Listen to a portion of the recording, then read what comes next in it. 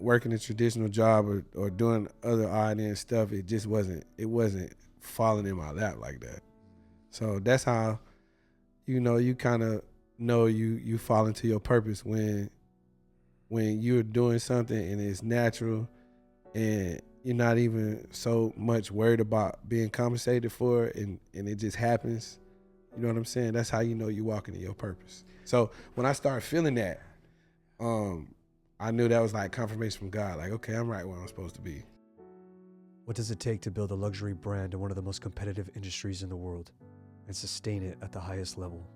On this episode of High Value Discussions, my guest is here to answer that very question. My guest is an elite barber, businessman, a calculated risk taker, and above all, he's a soldier for God. For 9 straight seasons, he has served as the official barber for the San Francisco 49ers, operating inside a championship-level organization where consistency, trust, and excellence are non-negotiable. But this reach goes far beyond the NFL locker room. Based in San Jose, California, he has built a reputation for delivering a true luxury experience, where professionalism and presence matter just as much as the haircut itself. His client list includes high performers, public figures, and celebrities who demand the highest standard. This is a man who didn't just learn a skill, he mastered his craft. He's built a personal brand, and he anchored it in faith. Ladies and gentlemen, I give you Tavion Maultsby.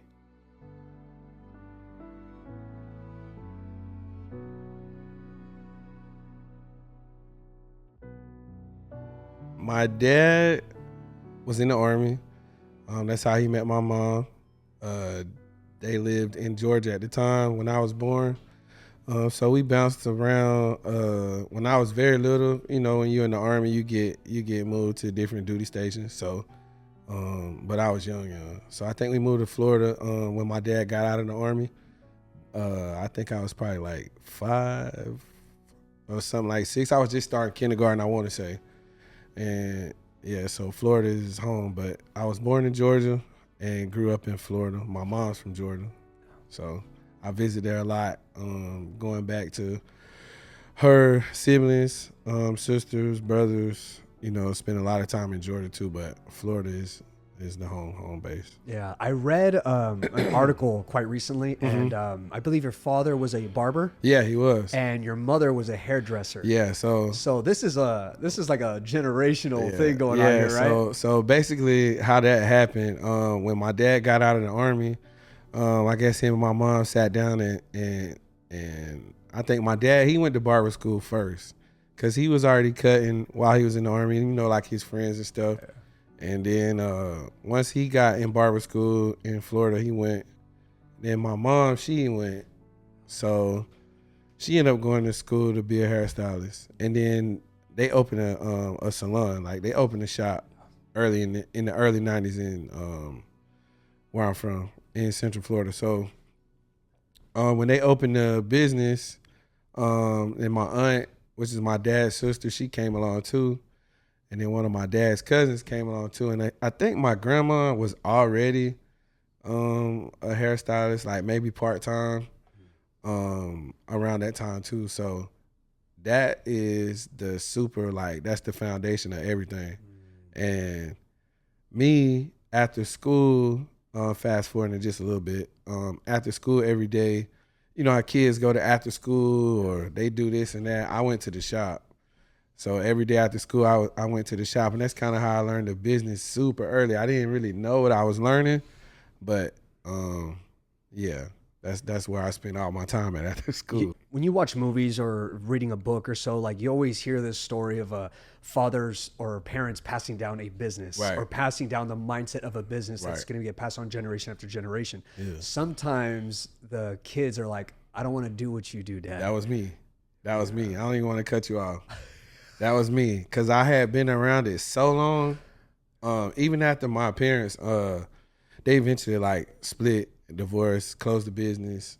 My mom continued to do hair. My dad continued to be a barber. And what's crazy is we from a small town, a small city. It's called Haines City, in Florida, in Central Florida. So my mom's shop was right here, and my dad's barbershop was right here. So I can remember times getting mad at my dad and just walking around the corner going to where my mom at, or vice versa. Yeah. And then my aunt, she was in a different salon, which is in between the middle of them two. Yeah. So it'd still be daily routine, like my mom's, my aunt's, my dad's. Everywhere you went. It came to a point where, like, you know, as a young adult, like, you know, when you get out of school, you're trying to figure out what you want to do. I just had in my brain, like, I don't want nothing to do with hair. I've been around it too long. I'm tired of it. I don't want to smell no perms. I don't want to smell no Barber talc powder. I had enough. You know what I'm saying? So what was that switch? Because when I was telling you, watching these movies, reading these books, you hear these stories, and you were very similar. You're right there where you're like, I don't want anything to do with this. Yeah. But obviously there was a switch. Do you remember that moment? Yeah, I remember the switch. I was having a conversation with my aunt. Rest in peace. My aunt Elaine, she passed away a few years ago, but she always was very harsh with the things she said. But if you take a step back and listen to what she said, she was always right. And then sometimes people try to camouflage how they deliver stuff, and she did not care how it came out. She was straight up. So I was running through jobs, getting fired and quitting, walking off, and she was like, why don't you do hair?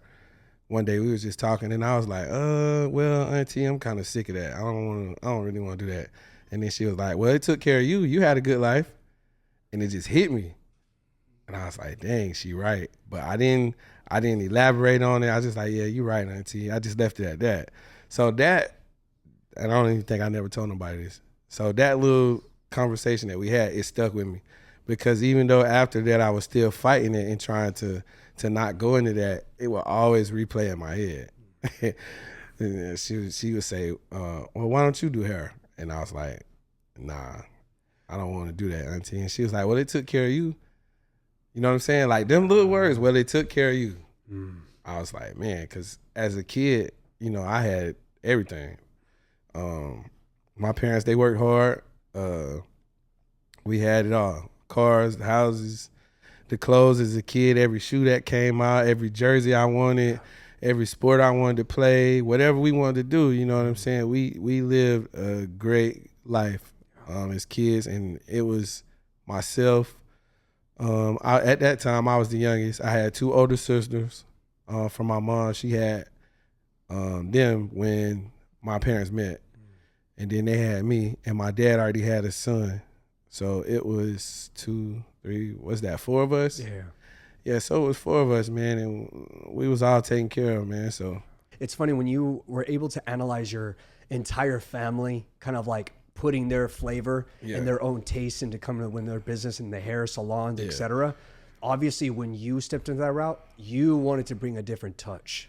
Yeah. You wanted to bring a different style to the game. Yeah. So how long did that take you for you to develop your own skill set and your own flavor to the industry? Man, I'm going to tell you the truth, bro. I was a real student of the game. I worked in my dad's shop in the beginning stages of my career. I worked in his shop. And then after that, we kind of merged with one of my friends who I had met. He had a clothing store. And he came up with this idea where we should put the barbershop and the clothing store in the same building. So we merged, and I did that for a while, a few years. And then I ended up going back to me and my dad. We opened the shop together.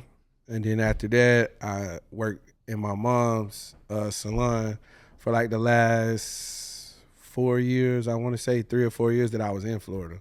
And me being in those 3 type of situations, you know, I learned a lot. I learned a lot from her. I learned a lot from my dad. And I learned a lot in networking and being around those people, meeting that were coming from when we merged with the clothing store too. And it didn't really hit me, honestly, until I was just soaking everything up. All right, this is the way my dad does it, I'm going to do the same. This is the way my mom does it, I'm going to do the same. You know what I'm saying? But once I came out here, after those first 10 years of my career, and it was kind of like a new, fresh start, going into it, this time I was like, all right, I'm going to take what I learned from them, and I'm gonna put my own spin on the game too. I was speaking to a barber in Gilroy. He's like an old family friend. Uh-huh. And I was advising him and kind of reminding him that the best conversationalists and the best listeners are barbers. Yeah, man. We hear it all, man. Yeah, so, man. you know, you never know what a person's going to say when they sit down. It's like almost when those arms touch that armrest, man, it's like they just let it all out. Yeah. So you got to be. But doesn't that feel good that they feel safe? Yeah. They feel like they're at home to the point where they can express themselves to you. Right. So them also expressing and verbalizing themselves, bro, they get out here looking good and feeling almost a sense of relief. Right. I feel it. It's kind of like you got like a different type of aura to yourself. Like you got a different, like an extra you know, on everybody else because, you know, just being somebody that people confide in, trust you with their image, you know what I'm saying, their style, they ask you for advice. You know what I'm saying? Like you got to take a step back and say, man, if this same guy goes to his doctor, outside of the doctor reading his charts, he probably don't got much to say. He don't know what kind of car he drive, what color it is. He don't know what his kids did in school last week. You know what I'm saying? So people don't. I think they don't put enough hierarchy on the title of being a barber because it's just so much that goes into being that. You know what I'm saying? It's a different sense of pride. Yeah. Like when you're that type of person, you know? And obviously when your aunt notified you that, like, you know, obviously haircutting and barbering was helping you. It was assisting you. Yeah. Obviously when you got back into the game, was it a easy transition or a tough transition? Like, did you have a hard time falling in love with it? Because obviously it was a skill set that was taking care of you. Right. But at the same time, did you also love doing it? I would say I didn't love it because it was second nature in the beginning. But when I started to get good at it and I started to, you know what I'm saying, get more money doing it, that's when I just said, man, I can't, it's nothing else that I can do that I've tried everything that I'm going to enjoy and still make money from. Because I was an electrician. That money was cool, but in Florida it's hot. And I was doing new construction, so insulation, I'm walking through that, I'm itching all day, you know what I'm saying? Sunburn extreme, you know. So that wasn't an inside job, and I worked at call centers.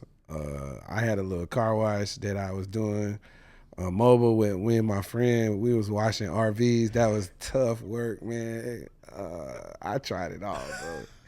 So I didn't love it until I knew that, like, all right, you can do this, you're good at it, and like it's actually fun. You know what I'm saying?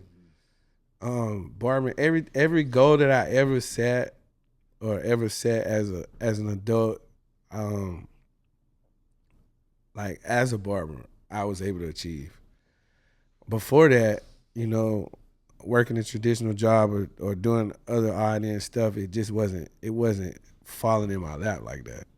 So that's how, you know, you kind of know you fall into your purpose when you're doing something and it's natural and you're not even so much worried about being compensated for it and it just happens. You know what I'm saying? That's how you know you're walking in your purpose. So when I started feeling that, I knew that was like confirmation from God. Like, okay, I'm right where I'm supposed to be. You know, and I got to see that, you know, behind the scenes when you were working before we got started, and you were letting me know, like, hey, Daniel, this is going to be like 15 minutes tops. Yeah. And, you know, just peeking at you while I was setting up, it was natural. Yeah. It was, you know what it was? It was as natural as putting on your shirt. Yeah. Natural as putting on your hat. Natural as putting on your glasses. Yeah. It just felt smooth rather than like effort or strain. Yeah. It just felt like, no, this is purpose. Yeah. That's how you know. Yeah. And a lot of people, bro, they don't get to that level even if they put so much time into their craft. Right. Those people, like, I know individuals now that have been, you know, a barber just as long as me, and they're not on the same level as me. I'm not even saying that that's not their purpose, right? But maybe they got to go through something before, or they got to experience something else, or maybe it's just not their timing yet. But I feel like myself individually, like everything's aligned now. Like I'm walking in my purpose, and like I just shared with you, I know that because everything I do, it just like per se falls in my lap. You know what I'm saying? And I've been doing the motions for so long to get to this point. It's like, okay, 17 years later, now things are starting to just come because you've done everything you were supposed to do previously. You know? Yeah. So faith being number one. I believe in whatever you're doing. If you're not committed to it 100% and you don't trust God to lead you, it's not gonna work. Amen, brother. So Amen. that's probably like my biggest what would I call that? That's like my biggest principle. Whatever you doing, you got to commit to it 100%. You know, you want to go to law school, you got to commit to that 100%. You want to be a chef, you know what I'm saying, 100%. You want to be a fighter, you know what I'm saying, athlete, that's 100% commitment. You know, my profession doesn't involve me getting up at 4 a.m. going to the gym every morning, but it does involve me getting up at 5 to be here by 6 to be set up to start working by 7 and work from 7 standing up all day until 4 or 5 and then do house calls after that. You know what I'm saying? That's 100% commitment. So if you can't commit to it 100%, it's not going to work. Your wife, you know what I'm saying? Your husband, whatever. And then just this alone, you were working all day, I'm sure, and then you're putting time to do this. Yeah, because this, like when you said earlier when we first started talking, this is not per se something that I have to do, but this is something. But me doing this, I know what it's gonna do for my brand.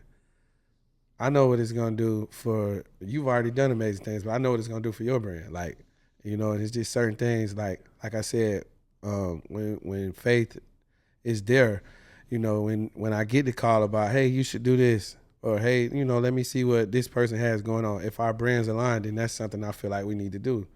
You know what I'm saying? And now we're here. So, brother, are you very strategic about that when it comes to collaborations? Because you have your standards, and I would say your personal stock has raised so much. Are you a little bit more cautious when it comes to the collaborations that you do, when it comes to content or just you gotta meetups? be, man. You gotta be, because if you say yes to everything, then no one needs you. You know what I'm saying? There's no value to you. If you are strategic with how you move and what aligns with you, then when you do collab with somebody, it's not only going to help you grow, it's going to help that person grow more too. So that's the type of path that I like to be on. I want to work with like-minded individuals. We got the same goals. We both trying to, you know what I'm saying, elevate ourselves continuously. So it works. And then, you know, that's how you know when somebody's a winner is when they want somebody else to win as well. We have to, you know? man. It's a two-way street. I don't want to just win. I want the whole team to win. Yeah, man. Yeah. And I love how the individual that was just here, you know, setting up the content, and you know, he was 21 years old. You know, you putting him in positions like this where he's surrounded by this atmosphere. Yeah. Man, the amount of game and value that he's being instilled at such a young age, bro, it's phenomenal. And he needs to see that, because what's gonna happen with him if he continues, and he's trying to become a barber now, so he's actually an apprentice. So he's getting he's doing the content for me, and he's also learning a lot from me too.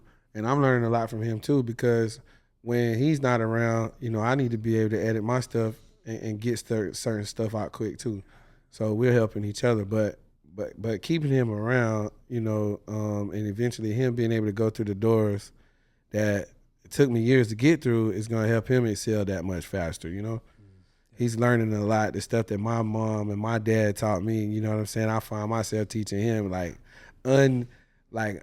so natural, like, you know what I'm saying? Hey, don't do that, don't post that. This is how you move with this is how you need to, you know what I'm saying?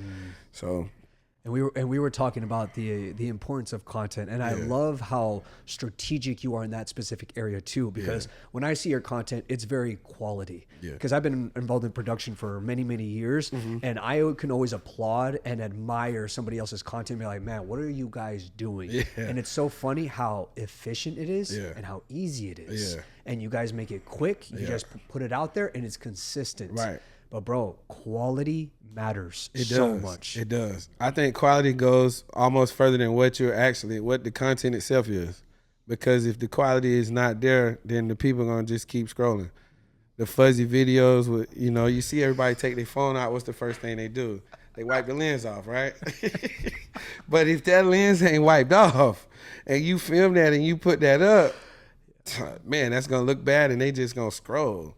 So the quality of whatever your content is more important than the content itself. That's my rule. And you were talking about that too, about just this environment in general. Yeah. Because when we first started following each other, Right. and then I started looking at your page, and obviously this place, and I was like, okay, one thing that stood out for me was one chair, one person, Right. But obviously the environment that you created, the renovation, the time, the effort, that's a vision that you had, and then being placed and being put for execution. Bro, it's phenomenal. People take you seriously due to the quality, because they see this guy's not playing around. No. He's investing into the craft. There you go. You know what I'm saying? And when they see that investment, they're like, we got to pay attention. Yeah. What's more to this story here? The story here from the beginning, I worked in different type of shop settings. I had went from my dad's shop where I first started in at the barber school, and his shop was more of a traditional barbershop. It was at first, before I started working there, it was just him at one point. Then he added another person, then another person. So I got to see, you know what I'm saying, that aspect of how a shop is. And then, I worked in my mom's situation too, where all she played was gospel music and no TV. You know what I'm saying? So that was a complete different world too. And you got guys that coming from all walks of life in here, like, you know what I'm saying? But her strong point was she was able, and she had a vibe to where whatever these dudes did outside of that door, when they came in there, they knew that switch turned off, and it was just a different type of vibe as long as they was in there. So when I came out here, I went from just me and her in the shop and like two other people. My dad, it was me, my dad, and one other person. And in the shop where we merged with, it was me, my dad for a while until he retired. One, two other guys, I want to say like four of us, I want to say at that time. I went from that to my first day here working with 14 other barbers in one shop. And over the years, me being in that situation at first, it was great. But any situation, it comes a point where you take some things you like about it, you know what I'm saying, and you hold on to, and then there's some things that you may not like about it, and you hold on to that too. So it came to a point where I was like, all right, I want to be able to create a space.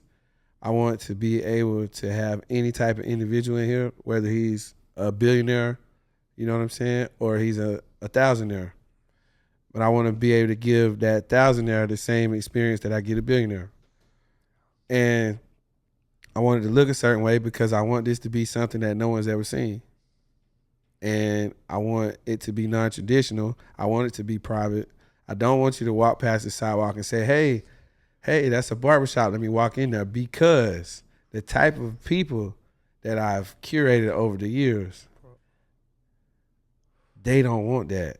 You know what I'm saying? They're just as exclusive. Like I said, I treat the thousandaire just as exclusive as I do the billionaire. You know what I'm saying? So everyone gets that private, exclusive experience here too.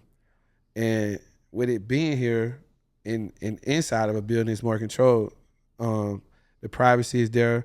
The conversations are better. There's more attention to detail now because there's not all these other distractions, and we're arguing about who's better, Jordan, LeBron, or you know what I'm saying? That was a big one. Like that, me and my boy Kev, man, we go hours and we butt heads, but you know what I'm saying? We great friends, but when we start talking about sports, it's always gonna lead to that, you know? And not saying that it was ever a distraction, but here I even have a different type of music. I play jazz because that kind of stimulates my brain. So from a creative aspect, when I got the jazz playing, you know what I'm saying? I might even have ESPN on, but I'm just so dialed in now with nobody else talking to me. Like I can completely see the difference in the work too. So I just wanted to put something together that people hadn't seen before and wouldn't expect. Like there's only lawyers in here, and you know what I'm saying? For me to come in here as a barber, like, you know, it's kind of like non-traditional, but it's way different than what you would ever expect. Isn't that so crazy, bro? Because one thing that I was telling you and giving your flowers off air was when you go into a barbershop, you know, what makes them like a business model that barbershops use is multiple chairs. Yeah. And obviously brings in passive income, etc. But it's crazy, man, when you have put in the time, the reps, and scaled your personal brand and your craft. Man, there's one chair in here and you got a quality environment here. It just shows the time and the adversity, the stumbles, the victories, how it all led to here. And it's still continuous, man. It's like nonstop. Because I'm sure what's great now, there's another mountain to climb. Oh, yeah. There's more to do. There's another one coming. And what we're going to do, what I'm going to do, I've decided that this is going to be my type of workspace going forward until I retire. Because now I'm starting to get into more services too that other guys probably wouldn't want other people to see, like with the guys where you build the toupee or the wigs or the men unit. If I'm in the shop with 14 guys, I would have to go in 9 o'clock at night to work on this person because he didn't want, the privacy wasn't there. So, and the type of clients that I got too, people would want to come in and enjoy a haircut. You have a guy standing here who's getting cut from a barber way down there. He wants an autograph and a picture. And I just made the first guideline on this dude, and it looks like he got a bowl right now. You know what I'm saying? We haven't even started to blend, you know, and you want a picture with this guy, and his haircut is not even complete yet, you know? So that's what made me want to do this. And financially, I feel like once you, if you do have, we'll say a traditional, just say 5-chair shop, by the time you pay the overhead, you know what I'm saying, the utilities and everything, and you working in there full time, you really just breaking even, and then you got your salary. Now, if you got 10, that's a different story. You got 15 guys, that's a different story. But, you know, on the smaller end spectrum, you know what I'm saying, you're not making a ton of a lot of money more here. But I've found on myself, with it being private, with it being exclusive as it is, the numbers that I'm able to get from clients, you know what I'm saying? It's like I'm running a 5-chair shop. And something that I also read in that article about you is being flown out. Yeah. Bro, even that, again, privacy. Yeah. But they're willing to be able to fly you out because of the experience and craft and skill set that you bring to the table. Right. Bro. Yeah, man, you gotta give the applause there, man. It's crazy. I don't like to though, because I always feel like, all right, okay, you did that, but you got more stuff you need to do, you know? So those are all great opportunities, being flown here or going this place to cut an actor or doing you know, something for Netflix here or fly. You gotta catch a flight here, or you're going to teach a class, a seminar with a certain technique for this company on this side of wherever. So that's just one part of the story, I feel like. And we still writing and we still going, man. So you know, I got actually tomorrow, I'm not gonna say who the person is, but I just got called when you were getting set up of a person who I'm doing tomorrow. Is like, to me now after this, and you know, going into the situation, first time I don't take pictures or ask for videos. You know what I'm saying? I respect the people and I treat them like, you know what I'm saying? Just like they're just like one of any other client. So, but that is a milestone for sure. Like that would for sure be the biggest situation that I've had so far. Yeah. And I just want more opportunities to come, man. And I know being able to navigate my own trail and do everything the way I want to do it and put my touch on it is, and you know what I'm saying, that faith from God, it's only going to continue to grow, man. And something that I was also reading is you have been cutting for the 49ers for almost 10 years. Yeah, man. We on season 9 right now. Bro, so talk about that when that opportunity presented itself, because that is so big alone. You're in San Jose. Yeah. You're in the Bay Area. Yeah. And then that is a Bay Area team. Yeah, Bay Area. So how does staple. that feel, bro? It feels great. I have a bad habit of achieving things and it just being second nature, and it's just like, you know, you putting your wallet in your back pocket every day. But from the outside looking in, and actually one of my good friends, he gave me when we moved into here, he gave me something to put on my desk, and it says, today I'm living someone's dream. And that means you know, how big you get when if you ever get complacent, or if you know you don't feel like you're doing that much, or even if you down, like there's people who would kill to be in your shoes, you know. So I'm super thankful for the opportunity. There's been a lot of hiccups and ups and downs in that situation. The way it was ran in the beginning, and turned over hands of management who does it to today. I've stepped away for a little while during the season before, you know what I'm saying? Trials and tribulations. But I never gave up, you know what I'm saying? It just kept going, bro. Yeah, that's God for sure. And being a former athlete myself, it's so funny because I remember the times when I would get a haircut, brother, I was exhausted. Yeah. The last thing that was on my mind is just like speaking out loud. I just wanted that time to like rest. Yeah. So when you are cutting the hair of these professional athletes, are they expressing themselves? Are you having like these long format conversations with them? Sometimes you get a guy who some guys that we talk a lot. When you see a person naturally every week and you don't see him for 5 days, there's a lot to talk about. But sometimes, you know, after this happens when I'm in the locker room, right after treatment, right after practice. So, excuse me. So sometimes it is the guys can be a little tired, you know, and sometimes you can have the guys to be upbeat, you know. But yeah, it's for sure.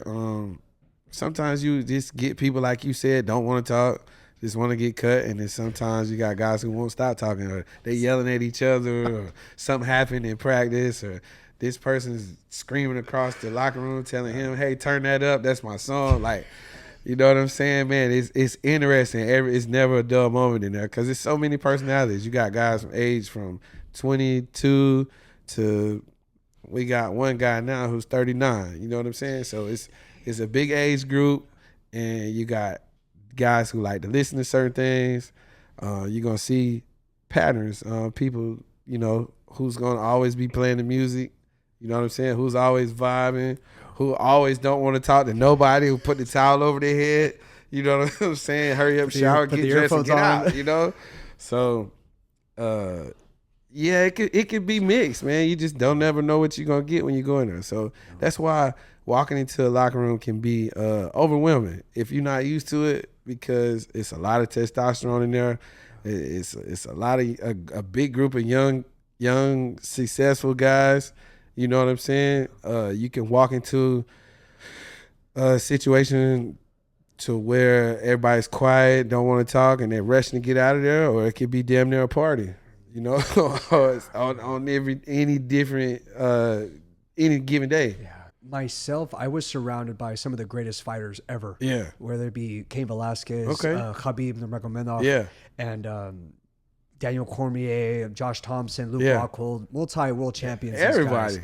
And it was so funny being around them, you see the different layers Uh-huh. when it comes to like, oh, you work hard, but there's a different level of working hard. Yes. But at the end of the day, though, when you do speak with these individuals, they're people. Yeah. But the outside, the viewers, Yeah. they see them as like, man, Yeah. like look at these guys Yeah. so much. But when you're with them on a day-to-day basis, it's like They're not icons. they're just people. they're just people. Yeah. They just chose Yeah. to be great. Yeah. That's all. Yeah. So when I'm around these guys and, you know, there's pictures being taken, we're training Yeah. together, but it's not like, oh my God, intimidation or Yeah. anything. That's like, bro, you're just a person. Yeah. You're just like me, Yeah. but you're just at a higher frequency than Than me. I am. And I'm just grateful Yeah. to be able to be here and to learn from you, Yeah. but you're still a person. Right. So it's kind of funny in the beginning stages for you when you Yeah. first got that opportunity. Obviously, bro, you love sports. You were just Yeah. saying it right now. Yeah. How you're debating with one of your friends. Yeah. When you first got that opportunity, were you kind of like you said that overwhelming feeling like, oh my God, I don't know what to expect here. What's Yeah. going on? Yeah. But as the time that you put in, you're like, you guys are all just guys. Yeah. You know what I mean? Was that Yeah. the same experience? Pretty much it was. I just didn't know what to expect, you know, and sometimes it happens depending on where I'm going. You just don't know what you're going to expect. So now it's a lot more natural than in the beginning because I didn't know what I was walking into. So I wouldn't say it was anxiety because I don't have that per se, but I was anxious to see, like, how is this day going to play out? Like, what's going to happen? Am I going to be nervous because I'm cutting Richard Sherman's hair for the first time and all I've done is heard about him being a exceptional football player forever. You know what I'm saying? You just don't know what to expect. You know, is he going to be nice or is he going to be a butthole because he's filthy rich? Like, you just don't know how people are going to be. So in that aspect of things, I was just overwhelmed, man, you know. To now, you know, it's like the first time you rode a bike, you was nervous. You know what I'm saying? Now you get on the bike, you don't even think about it, you just do it.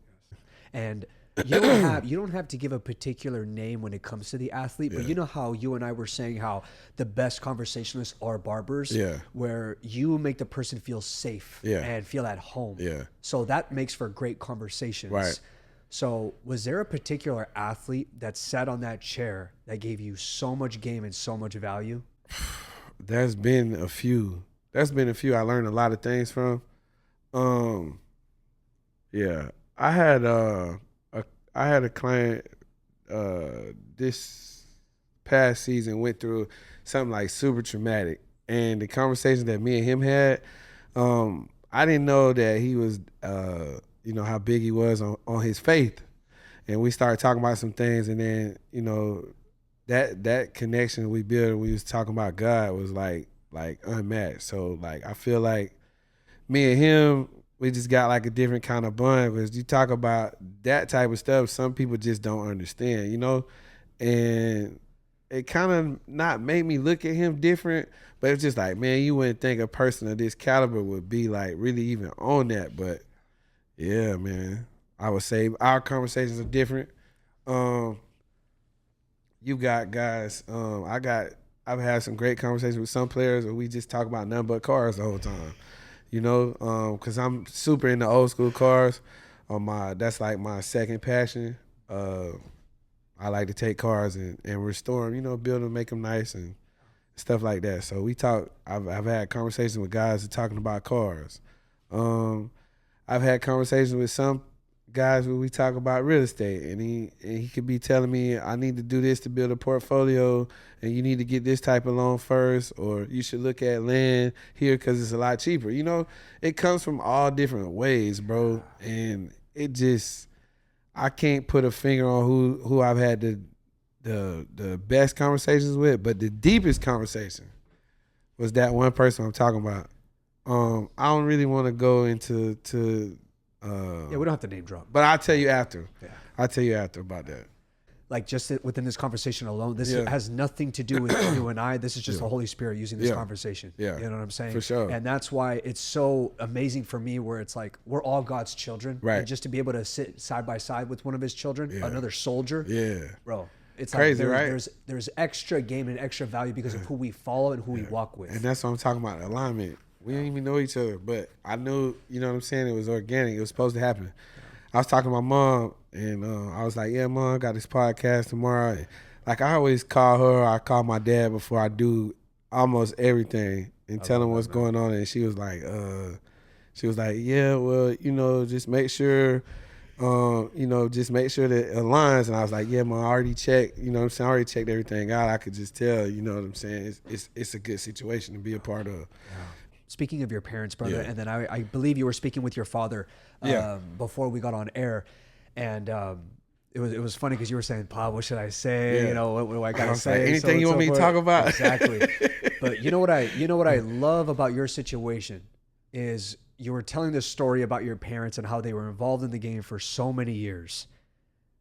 But when parents pass down principles, values, morals, and then their children scale it. Yeah.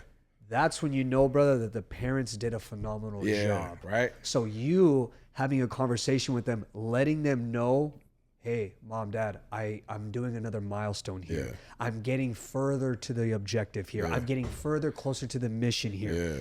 Bro, and from their end, I'm sure their fulfillment is just getting higher, higher, and higher. That's the goal, man. I hope all I ever want to do is make them proud, you know?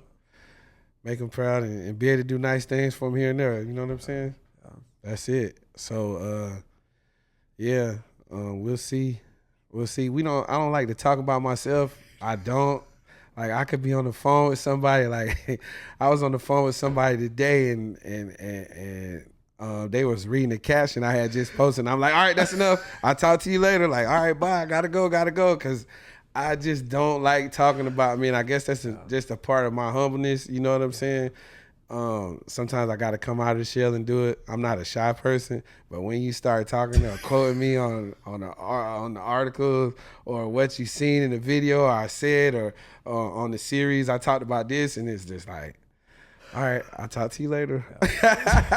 But I think why people respond and react to when they see you is because it's fruit. Like you, brother, you're feeding me, providing fruit. You're providing so much value to me and to the show. Same thing, you too. And bro, it's blessings, man. Yeah. It's like I get to walk out of here as a better man, and so does the audience. But that's the fruit that you have. Yeah, that's you know real. What I'm saying? That's real. So, bro, you gotta don't push it away. Yeah.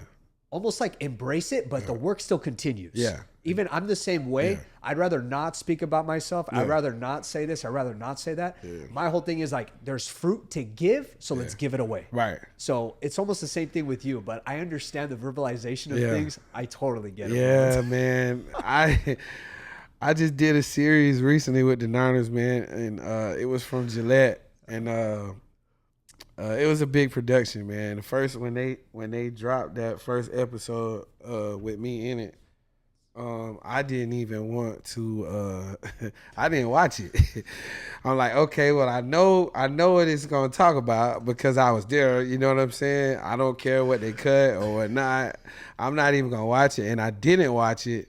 I just seen the clip because it's like I critique myself, bro. I don't want to second guess. You know what I'm saying? I don't even want to see it. It's good. Whatever they put out, I trust them. It's cool, you know? So I'm just that. I don't know why I'm like that. I got to get better at that. I think that's good, though, the self-critiquing, because it would be weird if you didn't do that. It would be strange if something went out, whether it be an article, whether it be a series, whether it be a photo shoot, this and that, and if you weren't, say, being critiqued or critiquing yourself, there is no adjustment. There is no progression. So I feel like the critiques are very necessary. Yeah, bro, I got to tell you this, bro. It's funny. So, you know, SF Gate, right? They dropped the article a couple days ago on me, and the photographer came out after I was leaving Levi Stadium. I was cutting the players, and it was nighttime, and I'm like, man, I produce content and stuff. I know this is not good. So I'm telling her, like, you don't got lights. Like, where's your lights at? You don't got a ladder. You want to do a photo shoot? You need a stepping ladder because I'm almost 2 feet taller than you. You know what I'm saying? And I'm like, dang, like this is not gonna be good. So she starts taking the pictures, like, look this way, do this, do that, and I'm like, all right, okay, let me see those. Let me see those photos because the ones I don't like, I'm gonna tell you to delete. Now I know the editor's gonna decide what they want, but I want to see your screen. And she's like, no, I gotta edit them first. And I'm like, this ain't gonna be good. So I called the person who wrote the article and I said, hey, I need to see these photos before y'all put them out because I just don't want to be looking a certain kind of way. I read the article you're going to publish. It's great, but I just want to make sure that it's good. And he said, all right, let me see if I can get over. I don't really have the editors, what they choose. So let me see. And by the time we hung up, bro, about 5 minutes later, I'm scrolling on Instagram. And the article's up. It's published. And I saw the picture and I lost it, bro. I was like, oh my God, this is terrible. This is terrible. I look horrified on this picture. I look scared. So I called because the photographer I had the photographer's number because they met me at Levi Stadium. So I'm like, hey, that picture is terrible. That cover photo, we got to change that. No response. Yeah. So I called the reporter. I said, hey, bro, they put this out, bro. Look at this cover photo. This is bad. And I said, got to change it. But I will not put that on my page. I will not post that because that picture is terrible. And he was like, I could see why you say that. I could see that. Man, I'm sorry. I couldn't believe it. Let me make a phone call and get back to you. And then like 15 minutes later, they changed the photo. I still didn't like that one, but it was a lot better than the first original one. So I'm like, I'm not posting it. Yeah. And then going back to what I said about my friend, today you living somewhere dream. I seen someone sent it to me and was like, bro, salute. This is amazing. And I'm like, thanks, man. I appreciate it, but I'm not gonna post it. I told him that. And he was like, why not? And this is somebody who I look up to. And he said, I said, well, I just think the picture's terrible.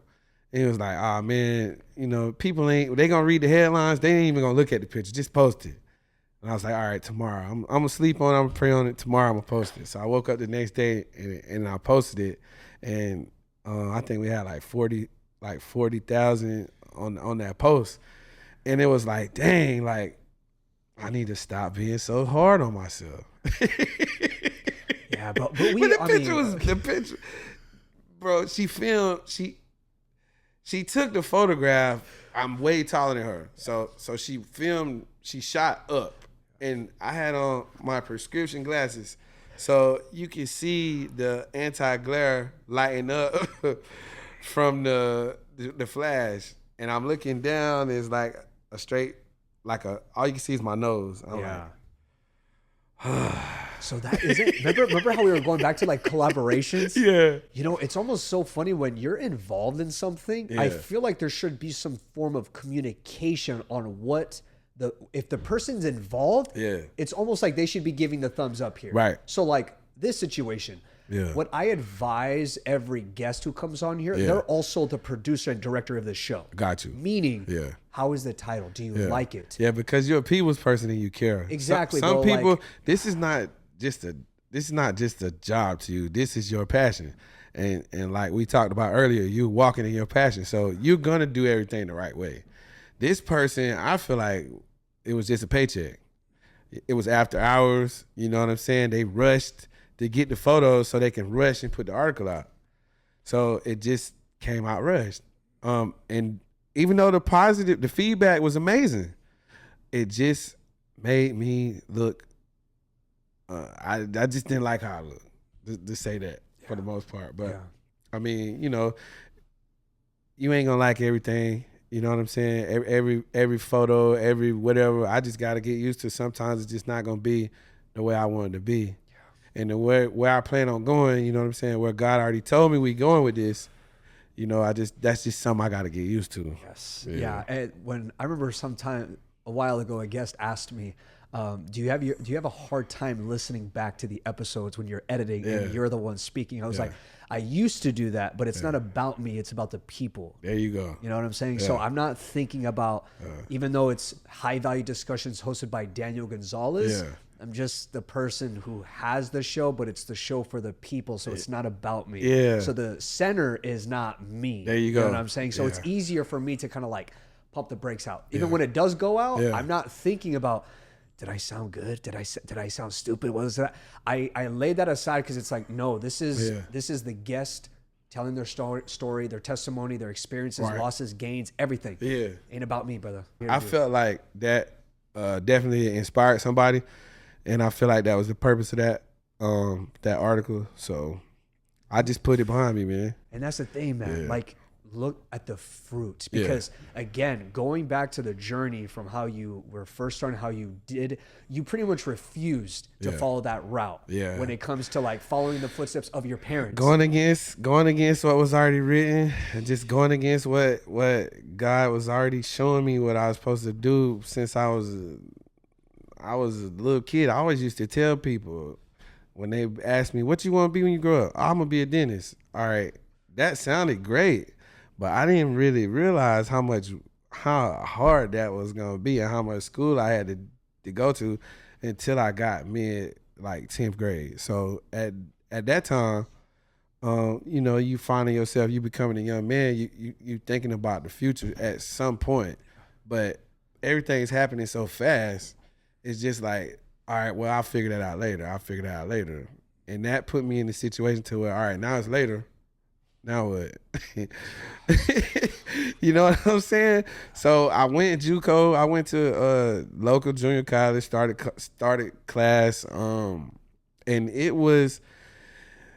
I wasn't. I'm not gonna say I'm not a school person. I'm very intelligent. You know what I'm saying? I read. I do all that stuff. But it was not for me. I would find myself in class just thinking about how much time I was wasting.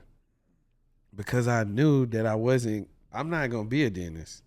I'm not going to be a doctor. I'm not going to be anything that requires me to be here for 4 years.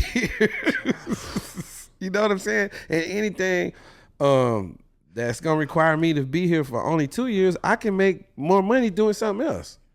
You know what I'm saying? So it was just like, man, I was in that situation because I knew that would make my parents happy.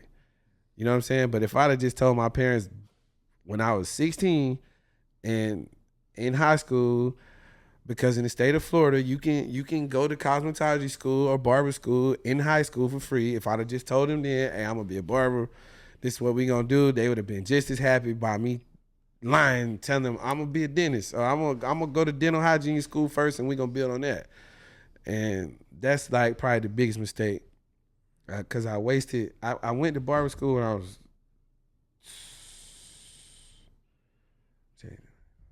21, when I should have went when I was 16. You know what I'm saying? And when I graduated high school, I would already been a licensed cosmetologist or barber and hit the ground running. During your journey, was there, you know how every business owner, every entrepreneur, every person who is a risk taker, they have all been in that situation where they hit that stumble, they hit that roadblock, and they almost second guess, should I keep going? Did you ever go through that? I've been through that a few times. As an entrepreneur, you know, I'm the type of guy where I invest it all into me. Like, you look at this place, like when it comes to the brand or whatever it is, I'll go all in, and I'm not afraid to do that. And I've done that a few times, and sometimes it just hasn't worked out, and it messed me up on the back end of things. So I've put myself in some financial situations a few times where it kind of had me like, dang, man, I'm uncomfortable right now. Should I just move back to Florida and just go back to comfort zone where I know I can do okay things. I could do good things, but just not the opportunities to do what I'm doing here aren't there, but it'd be more safe, you know? But I'm like, well, safe and comfort is not going to get you you know what I'm saying, the big picture. So I've had to make choices. I thought about going back a few times, And then every time I think I'm about to go back or I'm gonna go back, God just always throw another big opportunity to me. And like, all right, I know I'm supposed to stay here, but it's rough right now, but we gonna get through it. You know what I'm saying? During this season now where you're an experienced barber for Yeah. the 49ers, Yeah. but you're also expanding when Yeah. it comes to celebrities, when it Yeah. comes to flying out. Yeah. Doesn't that kind of like almost shock you sometimes? You're like, where am I going? Man, it shocks me because I could do all of this without a manager. Like a person that does what I do, if you don't have an assistant, it'll drive you crazy. Because that phone and it's going crazy right now. I just had to put it under my leg. Like it's something all day. It's something all day, and even in between my regular work days, it's always something popping up. So you gotta juggle. You gotta think. All right, I'm gonna just give you a in season, and when I say in season, this is me working full time here and part time in three other situations. So I'm gonna give it to you. All right. On a typical Monday through Saturday work week, right? You would say, okay, start the week on Monday. I'll be at Stanford University. I'm doing this is peak season. I'm doing the football team. So I'll be there I'll start there at 7 in the morning, go to about 3. I'll come back here from 3 and go here till 7. You know what I'm saying? Leave here. Now this is 2 full days in one. Go home, and get ready to get up and be here at 8 o'clock on Tuesday and go from 8 to 5 on a normal Tuesday. Now a player might call on a Tuesday and say, "Hey, I got such and such to do tomorrow. Can you come cut me tonight?" And when you in a situation like that, those opportunities bring more money. So me, what I'm gonna do, I'm gonna go do that. So you go do a house call, pack all your stuff up, go do that, bring your stuff back, get ready for Wednesday. Wednesday, you back at Stanford again, but this time it's for the baseball team. And you there till 3, leave, come back, get ready for Thursday. Thursday, you're in here from 7 in the morning to 12 noon, pack your stuff, and be at Levi Stadium for the Niners by 1. And you go from 1 to 8. Then you come back on Friday morning and you go from 7 to 7. So you're doing 24 heads that day. And then on a Saturday, you're going to do from 6 in the morning to 4. You know what I'm saying? And times them hours by 2. So this is and that's just a normal week. That's no flying out. There's no, hey, I know it's last minute. Can you squeeze me in? That's just a normal work week. You know what I'm saying? So you gotta be built in condition to do all that, and being able to be around all these barbers that I've been around since I've been out here, and just not so measuring my success or measuring what I do versus what they do, but seeing my work ethic and seeing other people's. You know what I'm saying? It kind of explains to why I'm in these situations that I'm in, because you got to put the work in to get to the next level. Just like you, when you was training and you was waking up at 4 in the morning, you know what I'm saying? Training till 8, then doing nutrition, then doing recovery. Then after recovery, you know what I'm saying? You working out, you on your second workout by lunchtime. You know what I'm saying? It's like 3 workouts a day. The only rest day was Sunday. Right. And right now, my only rest day is Sunday, but that's not even a rest day because somebody gonna call and want their haircut Sunday, and they gonna pay that price, and I'm not gonna turn it down.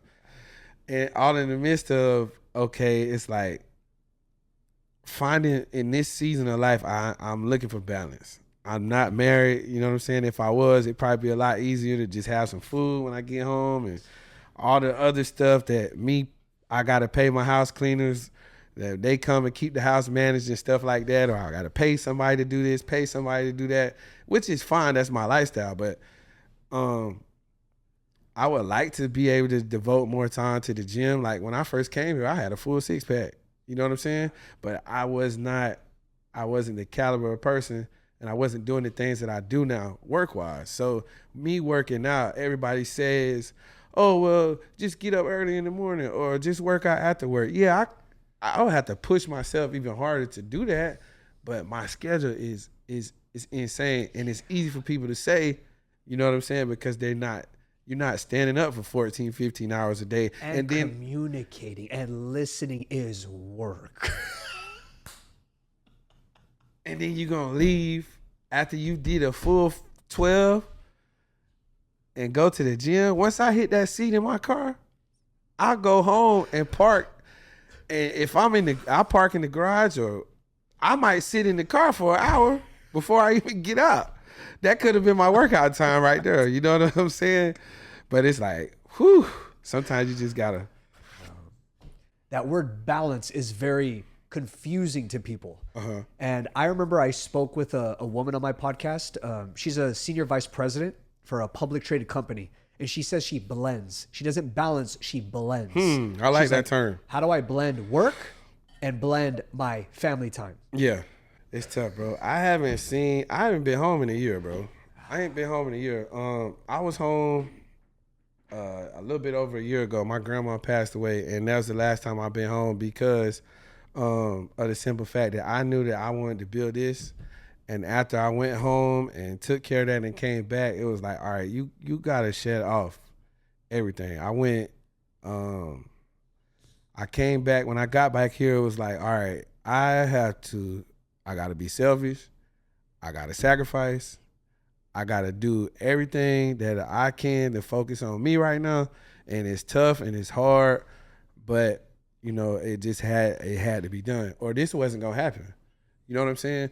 And so people will say, oh, well, you ain't been home in a year. I hear it all the time from friends and other people like, well, you ain't coming home. Or like, I come home, I sneak home when I can. But in this season, in that season, this is what the priority was. You know what I'm saying?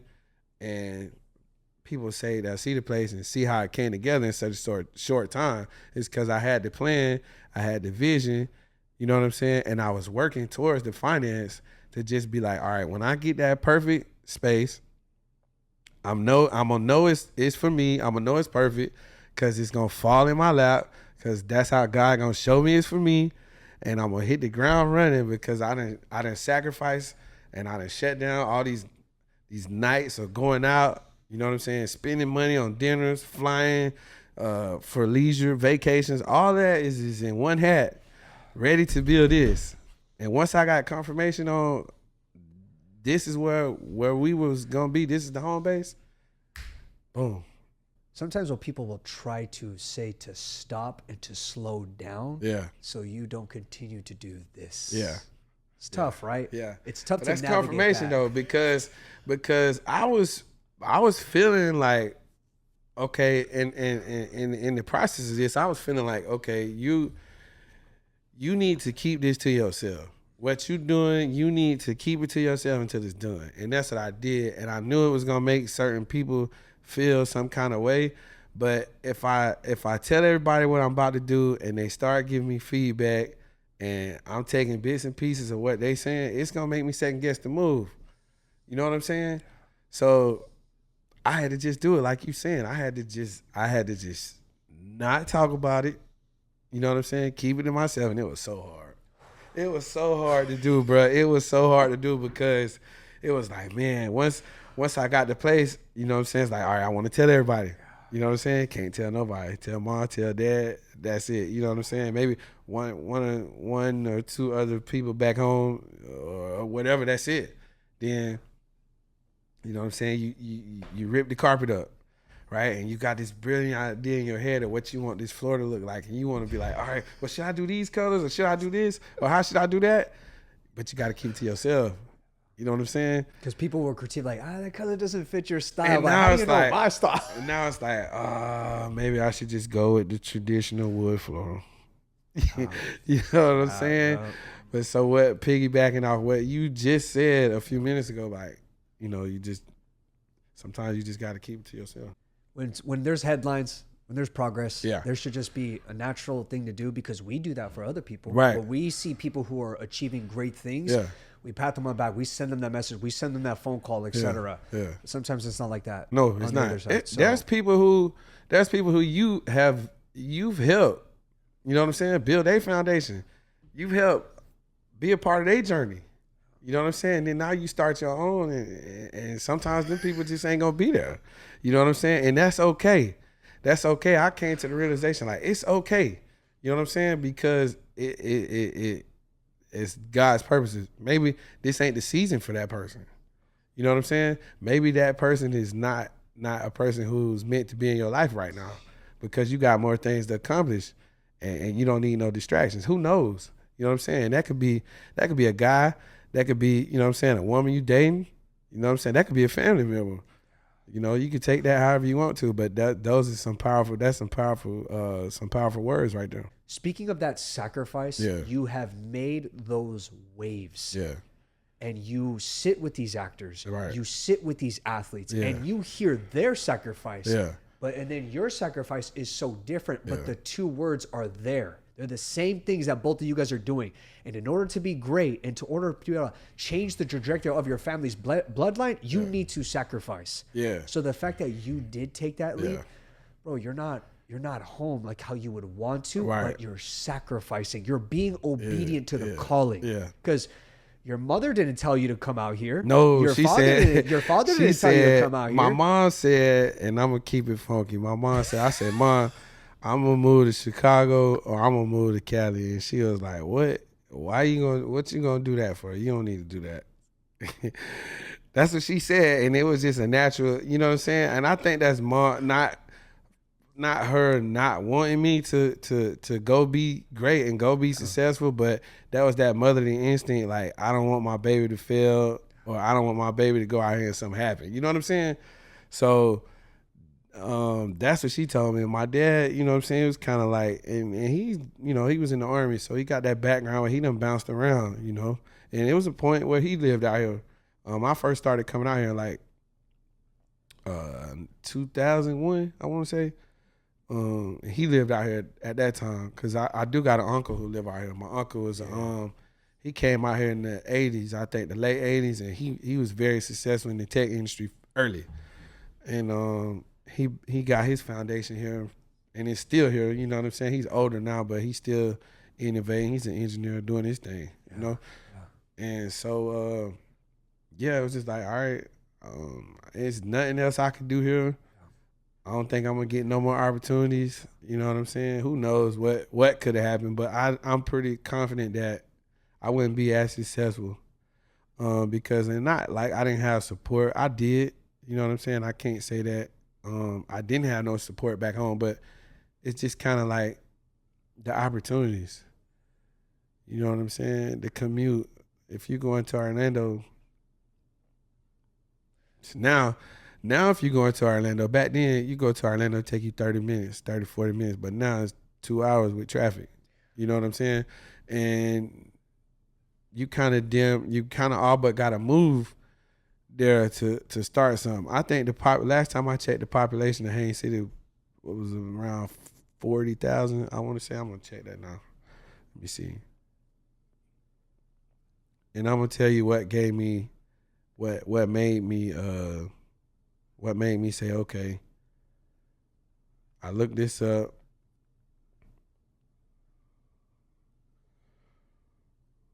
All right, so now it's 45,000.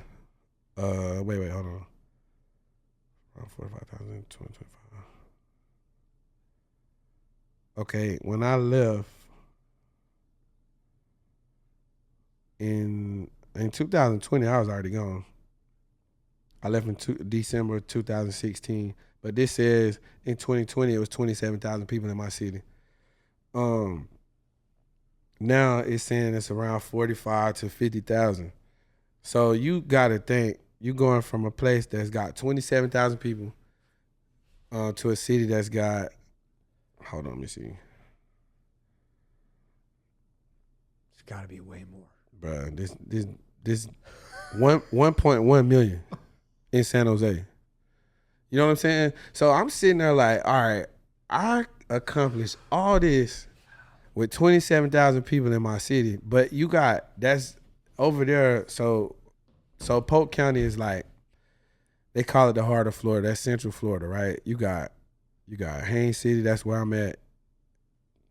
8 miles away, you got Lake Hamilton, you got Dundee, you got Winter Haven, you got Urbandale, you got all these little cities, these little towns, and they combine to make up the whole county. So you could take my whole county.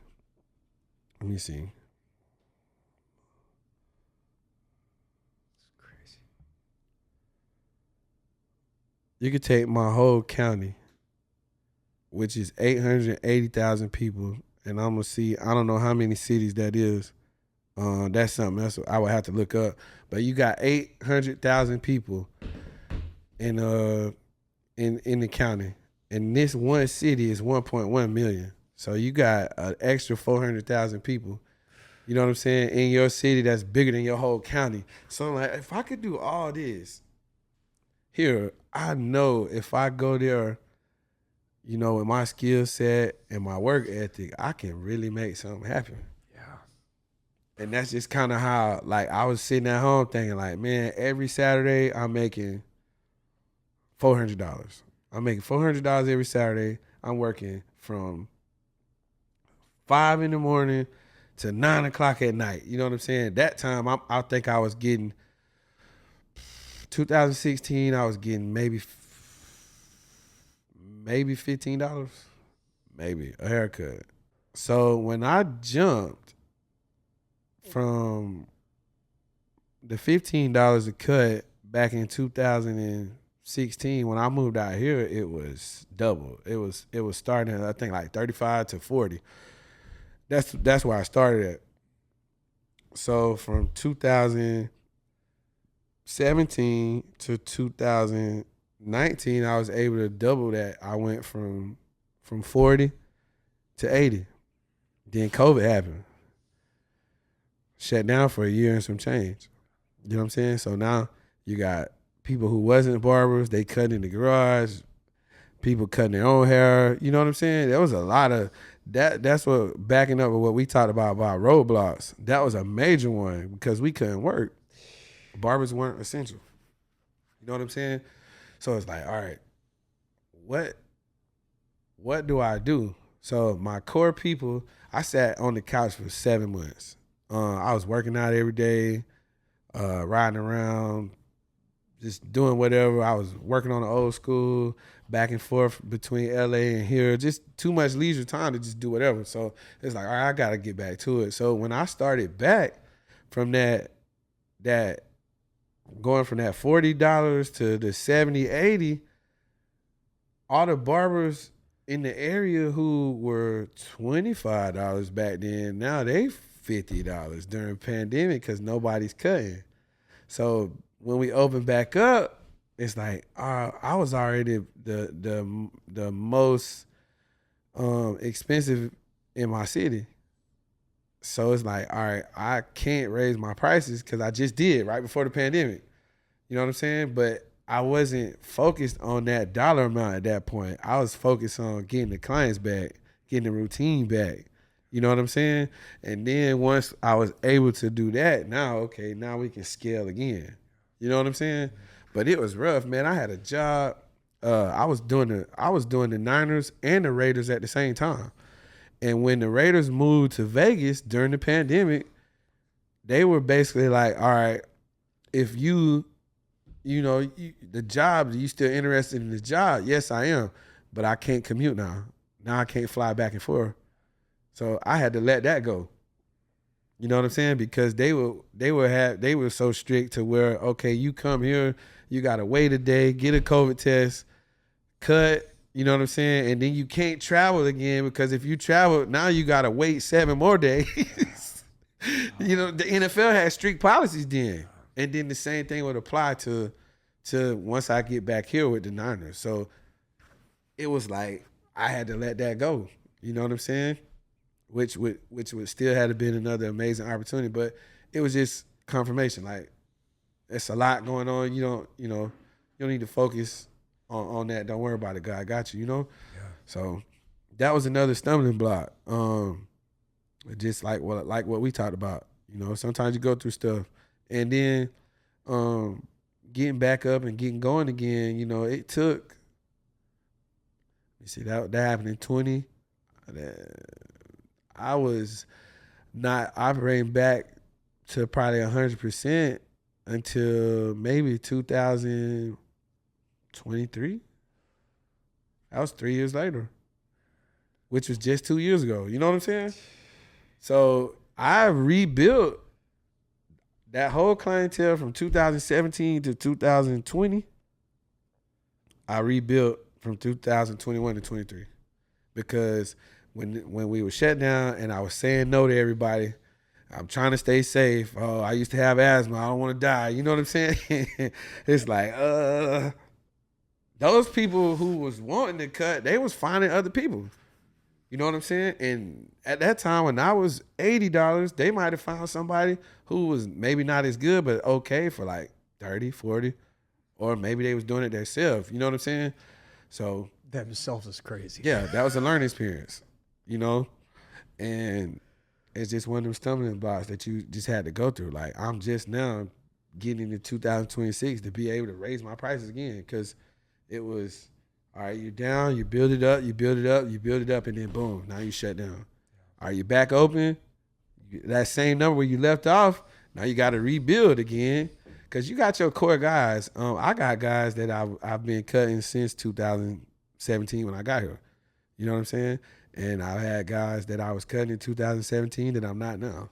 When I see the stuff that you're doing, it's like, oh, you're not paying for a haircut. You're paying for luxury. You're paying for an experience. Yes. So again, part of the personal branding part, Yeah. you can raise your prices. I feel like not just now, but whenever you want. Because you can get a backpack at Walmart, right?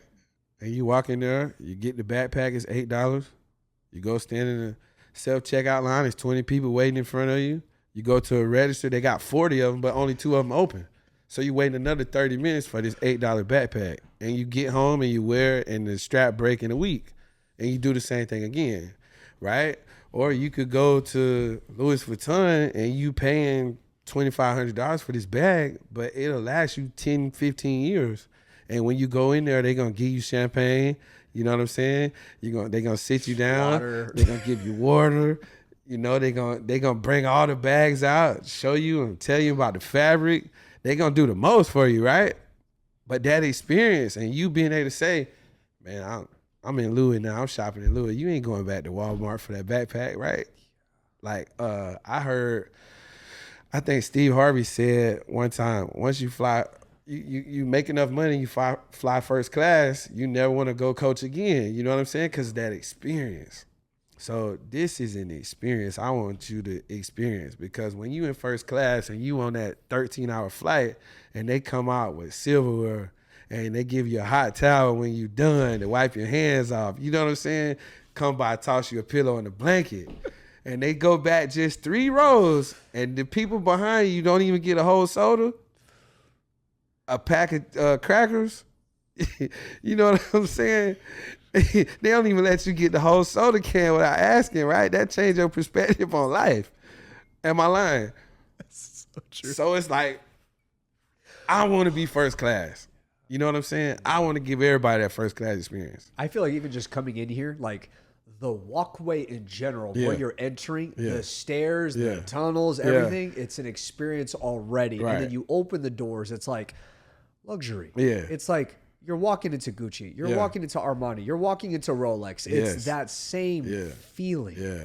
Bro. But again, that personal branding where you're bringing your own flavor to the game takes a long time to be able to accumulate that, bro. But the fact that you're doing it and executing it at such a high level, bro, again, I know you don't like the applause and I know you don't like the flowers, but brother, just know from afar, as somebody who has just met you, seeing your work from afar and then being here personally, bro, it's an example. You know what I'm saying? Because I see, again, a lot of individuals like almost going half effort, not full throttle. No, man. But you're an example of what happens when you go all out.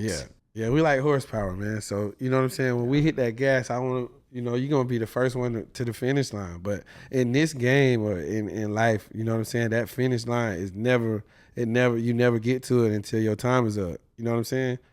So in the meantime, we hitting the gas. We hitting the gas until we get there. Yeah, you leaving people behind. You leaving friends, old friends, and old girlfriends behind, and family members behind that don't talk to you no more because you might have gave them some advice that they needed to hear, but they didn't want to. You know what I'm saying? That's just a part of growth. So, and that's where I'm at in this season, man. My brother, we are at that time right now, my man. I just want to be very respectful of your time. You're a very productive man, and I know you got to go, my man. So I only have one more question for you. Talking to you, though, I will say it's so natural, bro, because you made it. I don't even think we might not have to cut none of this, man, because it's, you know what I'm saying? It was natural, it was organic, and I'm grateful for that. I appreciate you. Of course, brother. We don't need to cut nothing, man, because like I said, even when we talked on the phone, I told you that. I'm like, it's just two godly men having a genuine conversation. Nothing more. I wouldn't need to cut nothing. All I got to do is sink it all in. What was your last question you got from me? I got you, my brother. So, again, I feel like you've put yourself at that craft at that time to be able to, you can mentor other young men. Yes. So I know for a fact, just like the young man that was in here earlier, when there's people, especially men like him or much younger, wanting to be in your shoes, was probably that one principle that you would advise for them to follow in order to get to that position. Whew, that's a heavy one. The one principle that I'm gonna give someone I'm mentoring, first, anything you want is achievable, but here's my 2 rules. One, if you don't got faith and you don't believe, I can't mentor you and I can't give you no game, because everything that comes out of my mouth, God has already told me to say it. That's rule number 1.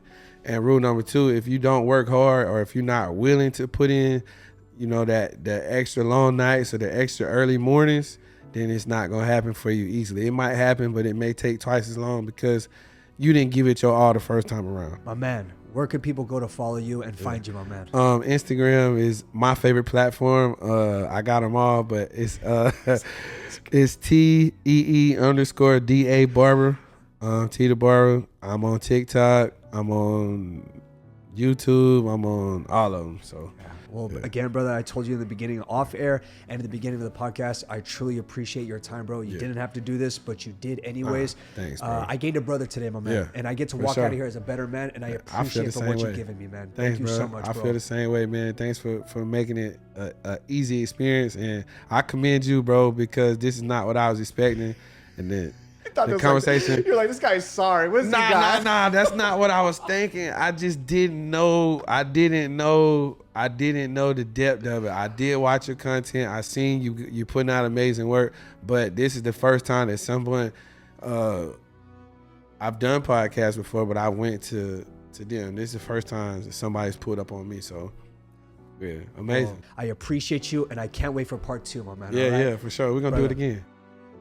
Thank you all for tuning in to today's episode. If you got a lot of value out of this, please do me a favor and support our channel by liking, commenting, and subscribing. Make sure to hit that follow button on Spotify to stay updated with our latest episodes.